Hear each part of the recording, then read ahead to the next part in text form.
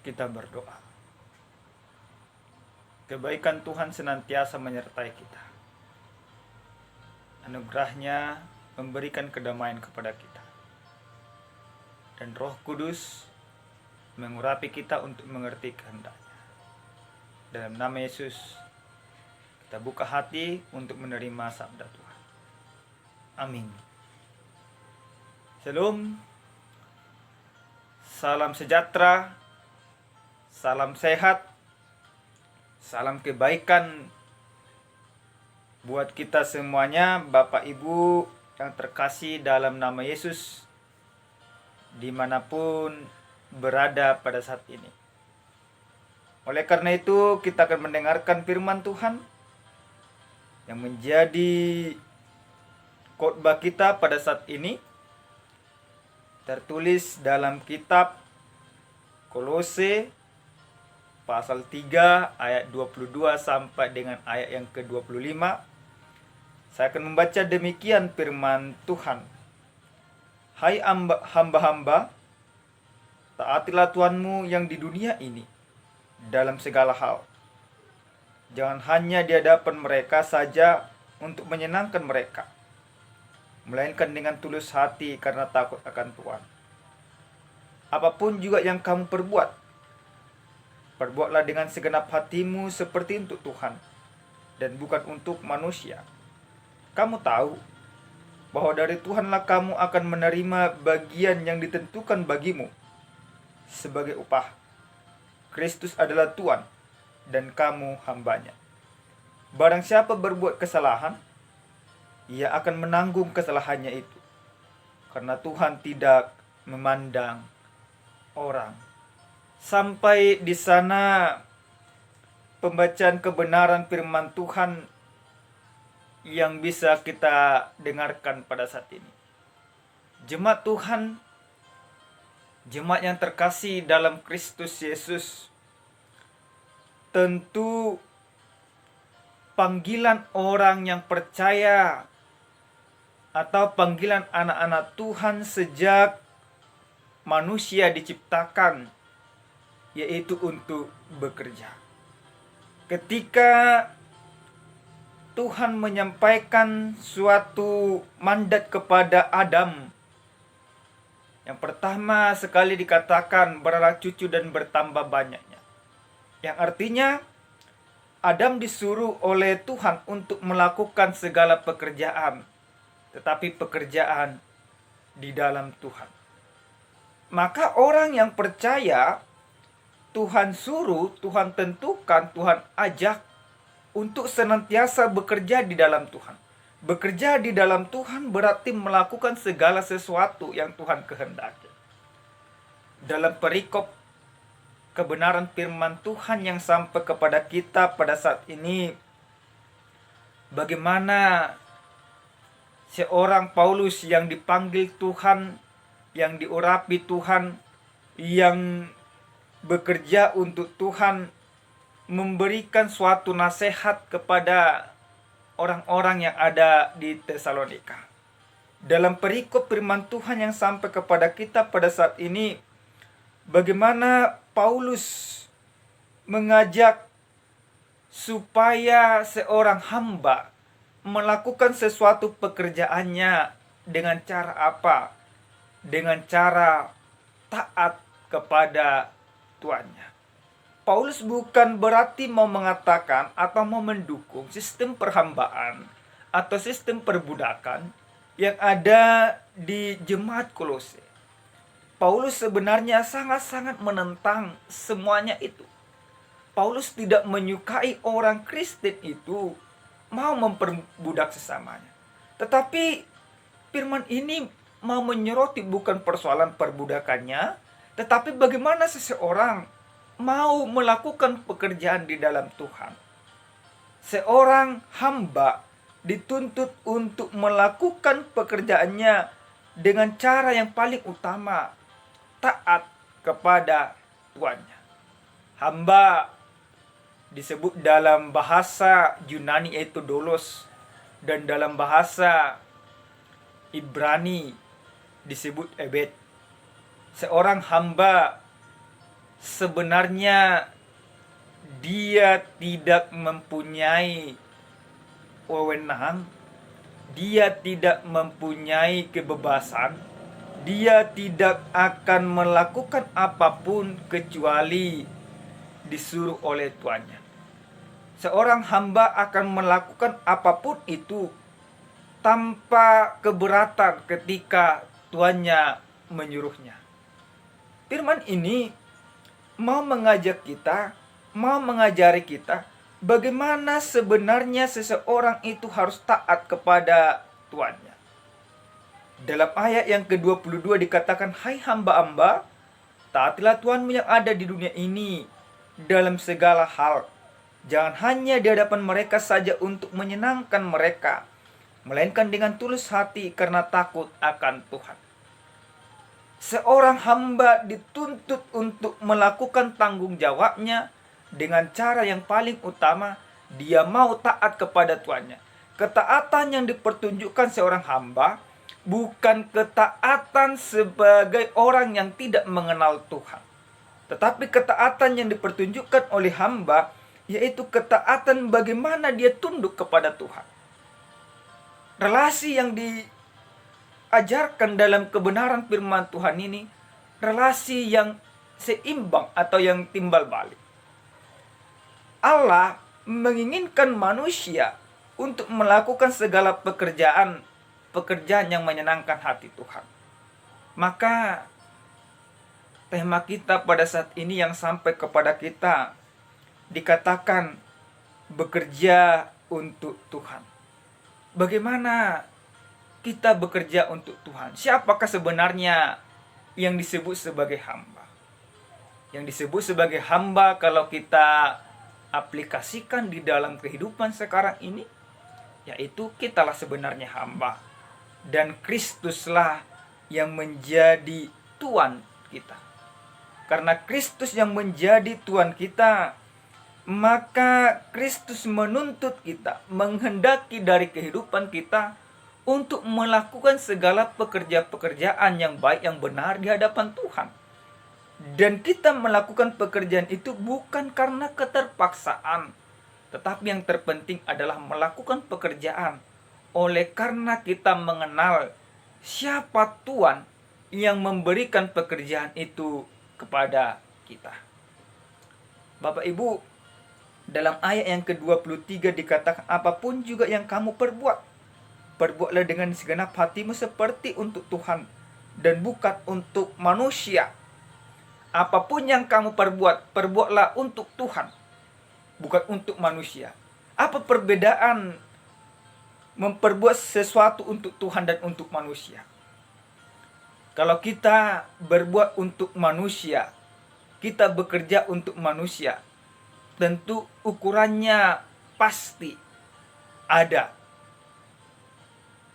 Kenapa kami katakan seperti itu? Kalau kita kerja 1 hari, kita akan mendapatkan upah dari hasil pekerjaan kita 1 hari. Ada ukuran yang jelas dan pasti di sana. Tetapi orang yang bekerja untuk Tuhan, dia tidak lagi mengharapkan balasan dari Tuhan. Karena apa? Karena Tuhan sudah terlebih dahulu melakukan yang terbaik ke dalam kehidupan kita. Orang yang bekerja di dalam Tuhan, berarti dia menyadari Tuhannya terlebih dahulu memberikan segala sesuatu ke dalam kehidupannya. Artinya apa? Pekerjaan yang kita lakukan di dalam Tuhan bukan untuk sebuah balasan, tetapi untuk sebuah bukti bahwa kita adalah hamba Tuhan, bahwa kita adalah anak-anak Tuhan, bahwa kita adalah orang yang sudah ditebus dan orang yang sudah diselamatkan di dalam Kristus Yesus.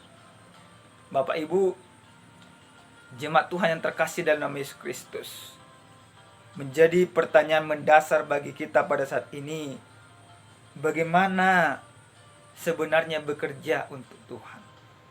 Bagaimana orang yang bekerja untuk Tuhan? Ada beberapa hal yang harus kita perhatikan dan yang harus kita lakukan.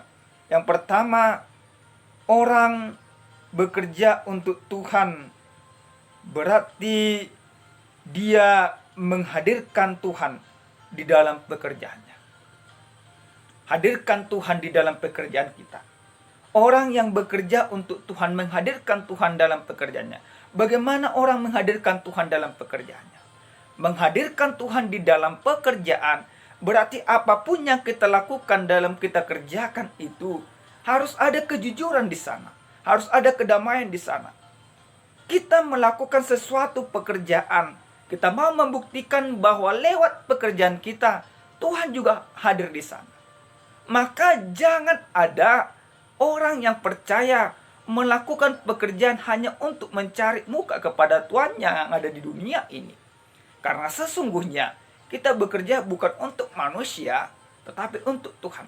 Maka selaku orang percaya, selaku hamba-hamba Tuhan, anak-anak Tuhan, hadirkan Tuhan di dalam pekerjaan. Jika engkau seorang ibu rumah tangga, di dalam rumah tanggamu, hadirkanlah Tuhan di dalam pekerjaanmu sebagai ibu rumah tangga. Jika engkau seorang kepala rumah tangga, hadirkan Tuhan di dalam kehidupanmu. Dengan cara apa? Dengan cara engkau mengasihi istrimu. Dengan cara apa engkau mengasihi anak-anakmu. Dengan cara apa engkau melakukan tanggung jawabmu dengan baik. Hadirkan Tuhan di dalam pekerjaan. Itulah yang diinginkan oleh Tuhan dari kita lewat perikopnya pada saat ini. Makanya yang dikatakan, kamu tahu bahwa dari Tuhanlah kamu akan menerima bagian yang ditentukan bagimu sebagai upah. Kristus adalah Tuhan dan kamu adalah hambanya. Kristus adalah Tuhan kita dan kita adalah hambanya.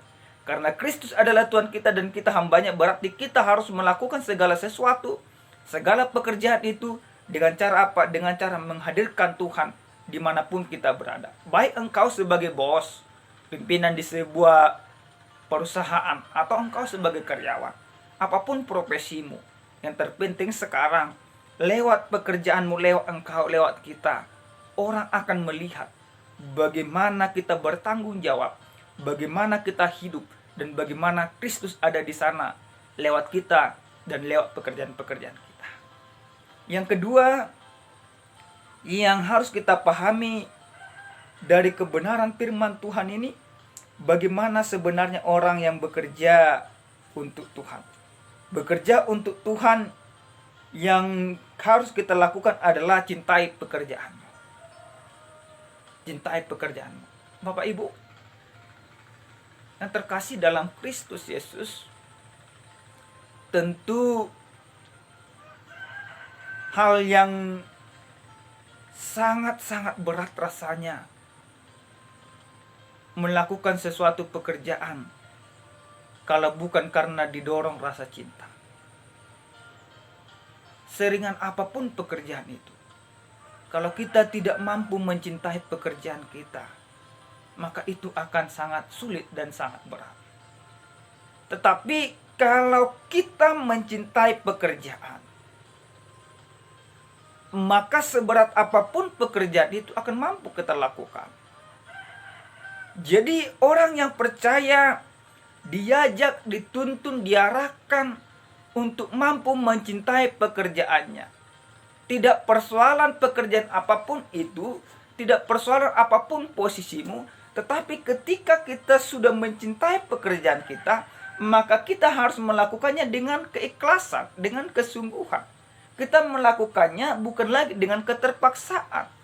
Banyak orang sekarang ini, seperti yang dikatakan dalam ayat yang ke-22 ini, hanya sebatas menyenangkan tuannya. Hanya sebatas melakukan pekerjaannya ketika di situ ada tuannya. Tetapi ketika tuannya tidak ada di situ, dia tidak melakukan pekerjaannya. Dia tidak melakukan tanggung jawabnya. Tetapi ketika kita sudah mencintai pekerjaan, di situ atau tidak di situ Tuhan kita, kita akan tetap dengan sungguh-sungguh, dengan penuh tanggung jawab, dengan penuh keikhlasan, dengan hati yang terdalam, kita melakukan pekerjaan itu. Mencintai pekerjaan merupakan panggilan bagi setiap orang yang percaya. Mencintai pekerjaan merupakan kewajiban bagi orang yang takut akan Tuhan. Mencintai pekerjaan merupakan hak-hak yang harus kita lakukan di dalam kehidupan. Mencintai pekerjaan adalah bukti bahwa kita anak-anak atau hamba-hamba Tuhan. Yang berikut Bapak Ibu jemaat Tuhan yang terkasih dalam nama Yesus Kristus, bagaimana sebenarnya kita bekerja untuk Tuhan. Melakukan pekerjaan untuk Tuhan, kita harus menyadari bahwa panggilan kita di dunia ini adalah panggilan untuk bekerja. Maka setiap orang yang percaya terpanggil. Aku, Bapak Ibu semuanya, siapapun itu, selaku kita orang yang percaya kepada Kristus Yesus sebagai Tuhan kita, sebagai kepala kita, kita terpanggil untuk melakukan pekerjaan. Jadi jangan ada lagi istilahnya bermalas-malasan dalam kehidupan. Time is money, waktu itu adalah uang. Jadi kita harus mempergunakan segala sesuatu, segala waktu yang ada dengan cara apa? Dengan cara menyadari bahwa kita terpanggil untuk melakukan pekerjaan. Orang Kristen, sekali lagi, orang Kristen dipanggil untuk bekerja. Orang Kristen dipanggil untuk melakukan tanggung jawabnya. Kita adalah hamba Tuhan. Berarti kita terpanggil untuk taat kepada Tuhan kita, untuk melakukan segala pekerjaan-pekerjaan yang Kristus inginkan dari kehidupan kita. Yang terakhir sekali, bagaimana kita bekerja untuk Tuhan. Dalam ayat yang ke-25 dikatakan, barang siapa berbuat kesalahan, ia akan menanggung kesalahannya itu karena Tuhan tidak memandang orang. Artinya seperti apa Bapak Ibu jemaat Tuhan? Ketika Tuhan sudah berikan tanggung jawab kepada kita, dan ternyata kita tidak melakukan tanggung jawab yang diberikan Tuhan kepada kita, maka Tuhan akan menuntut pertanggungjawaban dari kehidupan kita. Pertanggungjawaban yang Tuhan tuntut tidak akan pernah Tuhan membenarkan segala kesalahan, segala kelalaian kita, kalau memang kita tidak melakukan sebagaimana yang Tuhan kehendaki, kecuali ada pertobatan, ada pembaharuan dari kehidupan kita. Jadi bagaimana orang yang bekerja untuk Tuhan lewat kebenaran firman Tuhan pada saat ini? Yang terakhir sekali, Tuhan mau katakan, lakukanlah segala sesuatu bukan untuk manusia, tetapi untuk Tuhan. Lakukanlah segala sesuatu. Jadi walaupun orang menyakiti perasaanmu, walaupun bosmu tidak memberikan sebagaimana seharusnya harus kamu terima, bukan berarti kita jadi kehilangan sukacita untuk tidak melakukan pekerjaan. Yang terpenting adalah kita percaya bahwa segala sesuatu, segala pekerjaan yang kita lakukan, kita akan mendapatkan upah bukan dari manusia, tetapi dari Tuhan. Bekerja untuk Tuhan merupakan panggilan orang yang percaya. Kita adalah hamba-hamba Tuhan yang tunduk, yang taat, dan yang melakukan segala sesuatu untuk Tuhan.